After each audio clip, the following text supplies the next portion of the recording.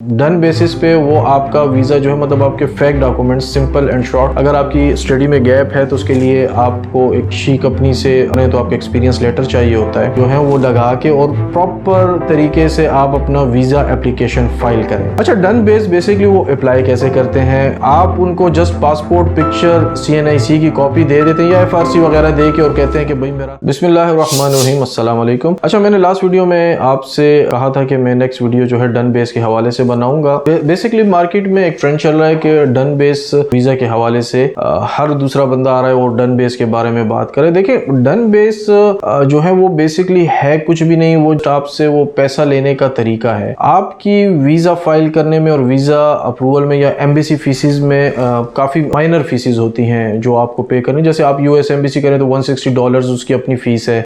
इसी तरीके से आप कनाडा की करें तो $180 उनकी बायोमेट्रिक प्लस एम्बेसी फीस है, तो कैनेडियन डॉलर। तो इसी तरीके से हर एम्बेसी की शेंजन स्टेट्स की करें तो €80 फीस है। पहले 60 थी, अब €80 उन्होंने कर दी। और उसके अलावा थोड़े बहुत कुछ माइनर डॉक्यूमेंट्स लगते हैं जिन पे थोड़े बहुत एक्सपेंसेस आते हैं। तो आप अपने क्लाइंट्स जो हैं अपने ये थोड़े से एक्सपेंसेस बचाने की खातिर डन बेस की तरफ चले जाते हैं। आप 20 लाख पे बात कर लेते हैं, 25 लाख पे बात कर लेते हैं। भाई एक एजेंट जो है उनको कहते हैं आप 20 लाख रुपए मुझे पे कर दें, मैं आपको वीजा लगा देता हूँ। 25 लाख रुपए पे कर दें, मैं आपको वीजा लगा देता हूँ। और 20-25 लाख में आपसे 5 लाख 2 लाख 4 लाख एडवांस में वो ले लेते हैं। तो जो पेमेंट आप डन बेस की अगेंस्ट उनको पे कर रहे होते हैं, तो इससे बेहतर है कि आप अपने ओरिजिनल डॉक्यूमेंट जो है वो लगा के और प्रॉपर तरीके से आप अपना वीजा एप्लीकेशन फाइल करें। अच्छा, डन बेस बेसिकली वो अप्लाई कैसे करते हैं, आप उनको जस्ट पासपोर्ट पिक्चर CNIC की कॉपी दे देते हैं या FRC वगैरह दे के और कहते हैं कि भाई मेरा वीजा एप्लीकेशन आप फाइल कर दें। अच्छा, वीजा एप्लीकेशन फाइल करने के लिए आपके बिजनेस डॉक्यूमेंट्स या आपके जॉब डॉक्यूमेंट्स या अगर आप लैंडलॉर्ड हैं तो आपके प्रॉपर्टी डॉक्यूमेंट्स उसमें रिक्वायर्ड होते हैं। उसके अलावा आपके बैंक स्टेटमेंट रिक्वायर्ड होती है, आपके टैक्स रिटर्न्स रिक्वायर्ड होते हैं, FBR डॉक्यूमेंट्स रिक्वायर्ड होते हैं। तो इन सम केसेस FBR और टैक्स वगैरह नहीं भी रिक्वायर्ड होते, लेकिन बैंक स्टेटमेंट हर वीजा के लिए नेसेसरी है कि वो आपने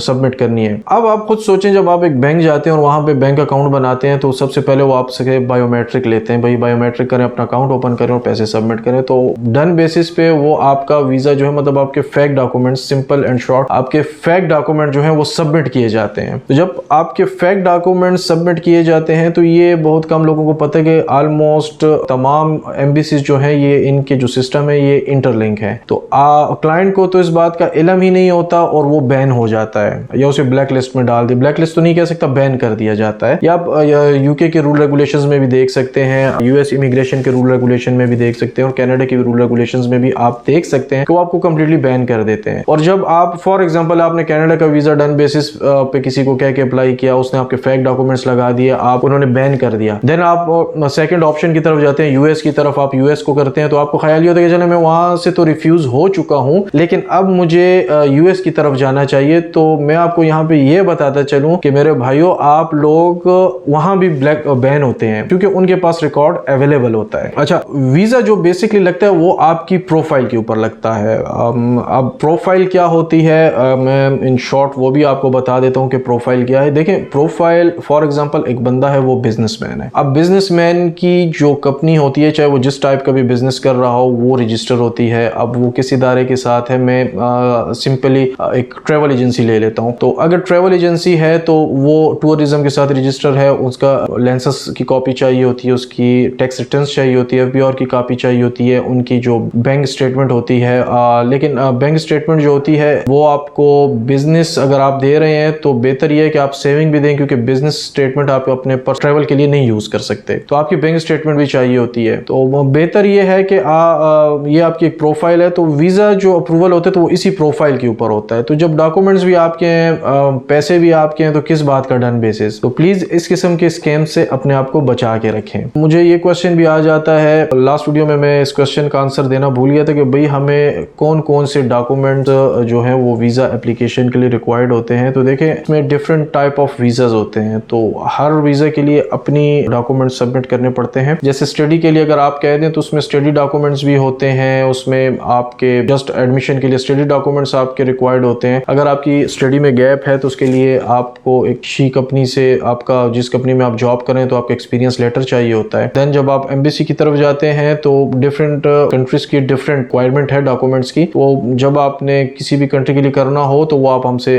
राब्ता कर लें, कांटेक्ट कर लें हमसे, तो वो बेहतर हो जाएगा। नंबर जो है मेरी स्क्रीन के ऊपर आपको मेंशन भी हो रहा होगा, मेरा कांटेक्ट नंबर, कंपनी नेम, तो आप मुझसे डायरेक्टली भी राब्ता कर सकते हैं। इसके अलावा मैं विजिट के हवाले से बात करूंगा तो विजिट की कुछ कैटेगरीज होती हैं। जैसे अगर आप एक गवर्नमेंट एम्प्लॉय हैं तो गवर्नमेंट एम्प्लॉय के लिए अलग डॉक्यूमेंट्स चाहिए होते हैं। अगर आप प्राइवेट एम्प्लॉयर हैं तो आपको अलग डॉक्यूमेंट्स चाहिए होंगे, कुछ चेंजेस होती हैं डॉक्यूमेंट्स में। अच्छा, अगर आप बिजनेस कर रहे हैं तो आपको अलग से डॉक्यूमेंट्स चाहिए। अगर आप लैंडलॉर्ड हैं, लैंडलॉर्ड से मतलब ये है कि अगर आप कोई काम नहीं करते हो, जस्ट आपको रेंट्स वगैरह आ रहे हैं आपकी प्रॉपर्टीज़ के, तो उसके लिए आपको अलग डॉक्यूमेंट्स चाहिए होते हैं। रिटायर ऑफिसर्स या रिटायर जो भी हों तो उनके लिए अलग डॉक्यूमेंट्स चाहिए होते हैं। तो इसके लिए खैर विजिट वीज़ास और इन डॉक्यूमेंट्स के लिए हम फिर एक अलग से भी वीडियो प्रिपेयर करेंगे जिसपे मैं आपको कम्प्लीटली हर कैटेगरी की अलग अलग डॉक्यूमेंटेशन भी बताऊंगा अलग से। जैसे आपने किस तरीके से वीज़ा फाइल करनी है तो वो भी मैं आपको नेक्स्ट वीडियो में इंशाल्लाह बताऊंगा।